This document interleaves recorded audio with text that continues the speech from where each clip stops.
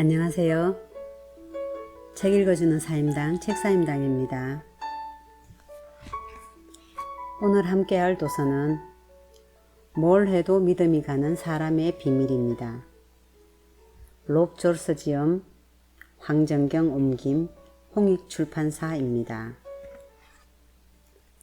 지연이 롭 졸스, 저명한 성공학 강사이자 베스트셀러 작가로 지난 30년간 북아메리카, 유럽, 아프리카 극동 지역에서 기업을 포함한 수백 개의 단체에서 강의와 워크숍을 진행하면서 성공 노하우를 가르치고 상담해 왔다. 주요 저서로는 어떻게 사고방식을 바꿀 것인가, 세미나와 워크숍을 진행하는 법, 민첩하게 설득하는 법 등이 있습니다. 자, 이제 책 속으로 들어가 보겠습니다. 온 마음을 다해 자신의 신념을 지켜라. 자신을 믿지 않는 사람들을 보면 자기 자신에 대한 불신이 얼마나 확고한지 깜짝 놀랄 정도이다. 성공하려면 자기 자신을 믿는 게 논리적으로 타당할 뿐 아니라 의지만 있다면 아주 쉬운 일인데도 어떤 사람들은 스스로에 대해 잔인할 만큼 냉정하다. 자기 자신을 신뢰하는 문제에서 우리가 택할 수 있는 경우의 수는 단 2가지뿐이다. 믿을 것인가 말 것인가. 우리는 둘 중에 무엇을 선택할지 결정만 하면 된다. 하지만 우리는 종종 하나의 결정을 고수하지 못하고 우왕좌왕한다. 내 사무실에는 미국의 저명한 교육자 존 셰더가 남긴 유명한 명언이 걸려 있다. 항구에 정박해 있는 배는 안전하다. 그러나 그것이 배가 존재하는 이유는 아니다. 폭풍우가 몰아치는 거친 바다보다 방파제로 둘러싸인 항구에 머무는 배가 훨씬 더 안전할 것이다. 하지만 배를 만든 목적은 항구에 묶어두기 위한 게 아니다. 인생 역시 마찬가지다. 삶의 목적은 안전이나 안일함이 아니라 모험과 도전이다. 주변을 돌아보라. 그 어떤 결정도 내리지 못하고 원점에서 오락가락하는 사람들이 얼마나 많은가. 제발 그런 사람들 속에 당신이 포함되어 있지 않기를 바란다. 나는 성공이란 말을 실패까지도 용감하게 받아들이는 의미로 규정해야 한다고 생각한다. 승패와 관계없이 도전하고 시도하는 과정에서 기울인 노력보다 더 큰 의미를 부여한다면 무슨 일이 벌어질까? 장담하건대 틀림없이 훨씬 더 많은 승리를 경험할 테고 게다가 그 성공은 더 큰 자신감으로 이어져 자신에 대한 믿음이 더 견고해질 것이다. 영국의 신학자 윌리엄 워드는 이런 말을 남겼다. 성공자란 성공하겠다고 결심하고 열심히 일한 사람을 일컫는다. 반면에 실패자란 성공하겠다고 마음먹고 공상만 일삼았던 사람을 일컫는다. 고질적인 실패자는 무엇이든 결정하지 않고 막연히 때가 오기만을 기다린 사람이다. 어린 시절 우리는 무슨 일이건 최선을 다하면 당연히 성공할 거라 믿었다. 시도를 두려워하지 않았고 이기거나 지는 것과는 상관없이 그 일을 통해 뭔가를 배웠다면 성공한 것이라 생각했다. 그때는 우리가 시도할 때마다 스스로에 대한 믿음이 확고해질 뿐더러 실력도 향상되었다. 그런데 어른이 되면서 이런 생각은 자취를 감춰버렸다. 자신을 믿어야 어떤 시도라도 해볼 수 있다. 최악의 결과라고 해봤자 실패하는 일뿐이고 바로 거기서 같은 결과를 초래하지 않게 다른 수단을 강구할 수 있다. 새로운 것을 시도하려는 용기와 의지가 있다면 결국 지금까지와는 비교할 수 없는 자기 자신에 대한 믿음이라는 큰 성공을 이뤄낸 것이다. 그러니 자기 자신에게 시도하고 실패할 기회를 허용하자. 이것이 이 세상 모든 성공자들이 밟았던 첫 걸음이다. 타인의 눈으로 자신을 볼 줄 알아야 한다. 대부분의 사람들은 타인의 시각으로 자신을 바라보지 못하는데 이는 때로 성공을 방해할 만큼 거대한 걸림돌이 될 수 있다. 자기 세계에 매몰되어 객관적인 판단을 내리지 못하기 때문이다. 우리는 스스로를 평가하는데 매우 인색하다. 그만큼 자신에게 친절하지 않다는 얘기이다. 자기 자신을 그렇게 저평가해서 얻어지는 건 무엇일까? 이것은 자기라는 상품을 세상이라는 시장에 값싸게 내놓는 것이나 다름없다. 생각해보라.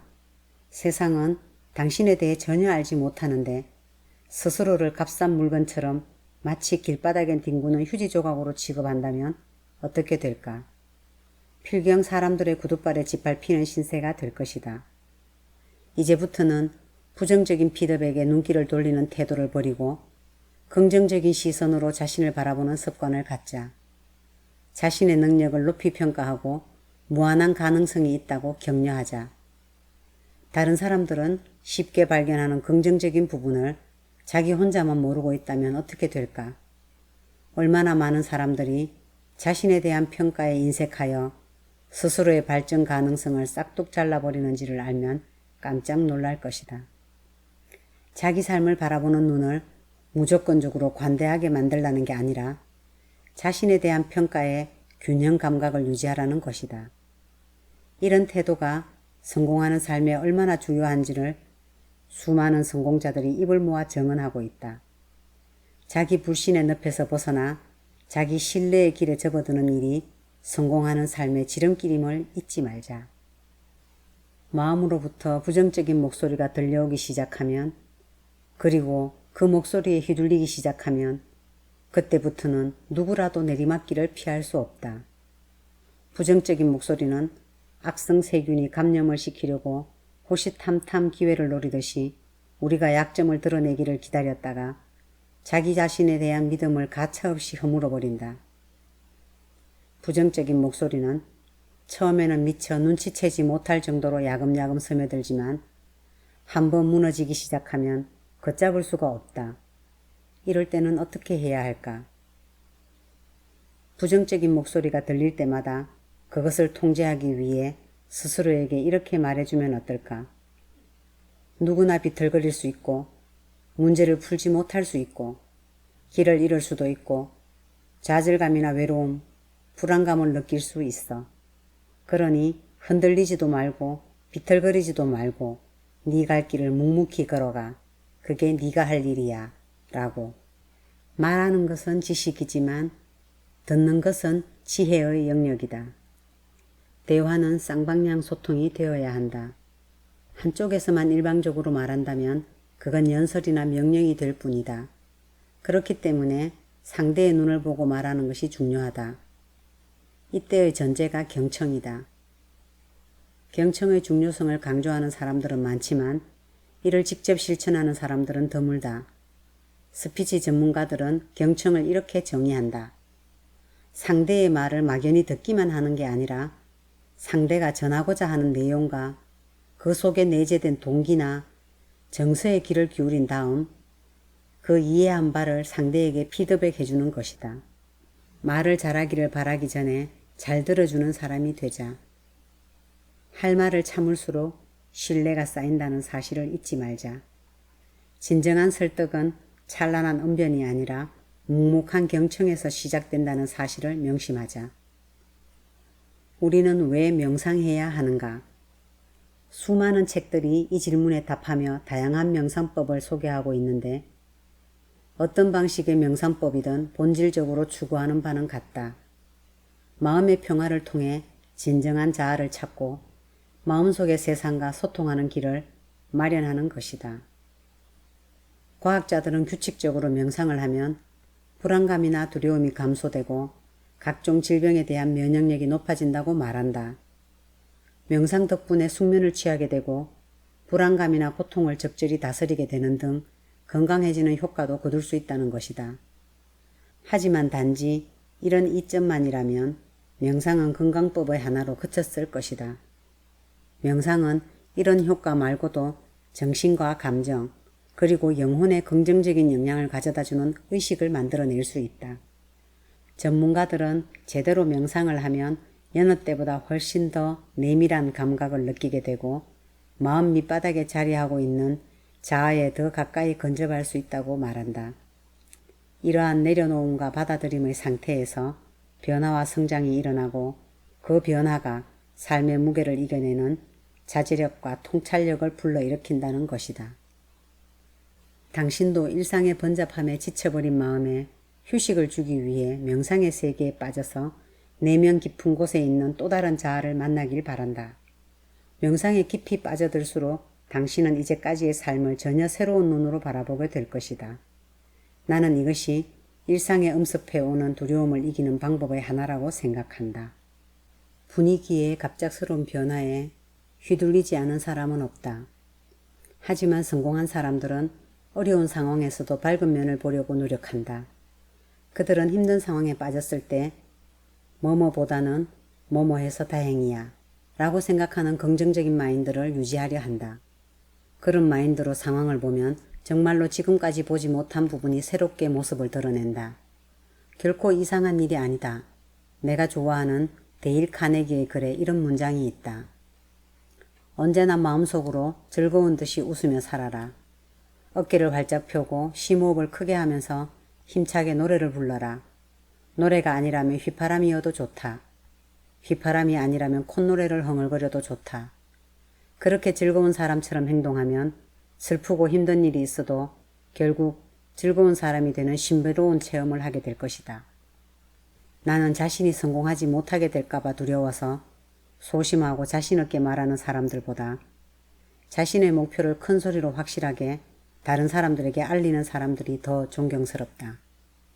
남들에게 당신의 원대한 목표에 대해 섣불리 말하다가 그것이 징크스가 되어 지금까지의 노력이 헛수고가 될 거라는 생각은 터무니없다. 오히려 완전히 그 반대다. 목표는 크게 잡을수록 더 열심히 열정적으로 일해야 할 동기를 제공한다. 따라서 당신의 목표를 남들에게 알리는 것은 당신이 책임감 있게 일을 진행하고 있는지 확인하고 더 열심히 일할 수 있도록 응원하는 지원 시스템을 구축하는 것과 마찬가지이다. 그러니 자신의 희망과 꿈에 대해 혼자 속으로만 중얼거리지 말고 온 세상 사람들에게 알리자. 이기든 지든 아니면 무승부로 끝나든 우리가 목표를 이루기 위해 최선을 다했다면 결과와 상관없이 자신의 노력에 자부심을 가져도 좋을 것이다. 긍정적인 사고방식은 누구라도 언제 어디서든 배울 수 있고 자기 것으로 만들 수 있다. 그러니 인생에서 긍정적인 변화를 이끌어내려면 다음의 기본적인 공식만 따르면 된다. 행운을 믿어라. 연습하고 준비하고 집중하라. 희망을 가져라. 긍정적으로 행동하라. 걱정이란 단어를 지워버려라. 시야를 넓혀라. 자신이 가지고 있는 것에 감사해라. 살면서 진정한 행복을 느끼려면 이것으로 충분하다. 그 밖에 뭐가 또 있겠는가. 우리는 저마다 장애를 안고 살아가고 있다. 여기서 내가 확실히 말할 수 있는 것은 당신이 장애를 그리 중요하지 않게 여기고 당신이 그것을 잘 다스리고 있다면 그것은 삶에 별 영향을 미치지 못한다는 사실이다. 이는 달리 말하면 당신이 장애를 어떻게 생각하고 그것을 어떻게 밖으로 표출하느냐에 따라 주위 사람들의 인식이 완전히 달라진다는 것이다. 헬렌 켈러는 이런 말을 남겼다. 세상에는 많은 고통이 있지만 그것을 이겨내게 하는 것들도 그만큼 많이 있다. 세상에는 많은 고통이 있지만 그것을 이겨내게 하는 것들도 그만큼 많이 있다. 문제는 눈앞에 두려움은 보지만 그것을 이겨내게 하는 것에는 눈길을 주지 않는 데 있다. 너무 어리거나 나이가 많거나 키가 너무 크거나 작거나 스펙이 모자라거나 넘치거나 내성적이거나 외향적이거나 신체적으로 정신적으로 장애가 있거나 없거나 등등 저마다의 사정에 얽매이면 자기에게 주어진 다른 기회를 결코 잡을 수 없다. 헬렌 켈러는 말했다. 하나의 문이 닫히면 다른 하나의 문이 열린다. 그러나 우리는 닫힌 문을 보느라 우리에게 열린 새로운 문을 보지 못한다. 이렇게도 말할 수 있다. 사람들은 저마다의 장애로도 이미 너무 정신이 없기 때문에 당신이 가진 장애를 신경 쓸 겨를이 없다. 따라서 당신이 할 일은 당신의 장애로 무엇을 할 수 있는지 생각하는 것이다. 당당하게 가슴을 펴고 당신 앞에 열려있는 새로운 문을 보라. 그러면서 당신의 장애를 당신만의 자랑스러운 강점으로 만들어 세상에 내놓아라. 일단 자신의 약점을 힘껏 껴안으면 약점은 더 이상 당신을 통제할 수도 없고 성공을 방해할 수도 없다. 상대와 대화를 할 때 신뢰받기 위해서는 말을 현란하고 화려하게 잘하는 게 문제가 아니다. 조금 서툴게 말을 하더라도 논리적으로 믿음을 주는 말투, 그 분위기가 더 중요하다. 즉 상대에게 어떻게 전달되는가를 주의 깊게 살펴야 한다는 뜻이다. 아무리 좋은 아이디어가 있더라도 자신감 없는 말투로 주저하며 말한다면 상대방에게 신뢰감을 줄 수 없고 자신의 아이디어마저 보잘것없게 만든다. 그러니 자신의 말에 설득력을 입히고 신뢰를 더할 튠에 대해 자세히 알아보자. 1. 말의 속도와 목소리의 높낮이. 분위기를 띄워야 할 때는 빠르고 높은 목소리, 진중한 이야기를 할 때는 느리고 낮은 목소리. 이처럼 상대와 상황에 맞춰 말의 속도와 높낮이를 달리하자. 2. 말의 리듬 타기. 상대에게 전달하고 싶은 메시지가 무엇인지 항상 염두에 둔다. 말의 강약과 내용의 수위를 조절하고 어려운 단어를 자주 사용하지 않는다. 3. 바디랭귀지와 얼굴 표정.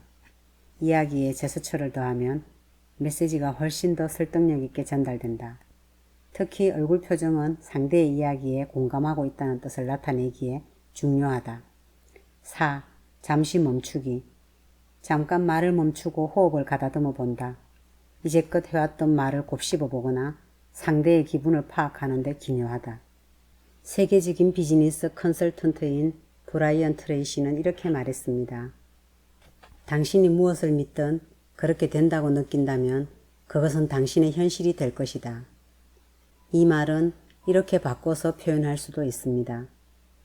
다른 사람들의 신뢰를 얻기를 바란다면 우선 자기 자신이 스스로를 정말로 신뢰한다는 느낌을 가져야 합니다.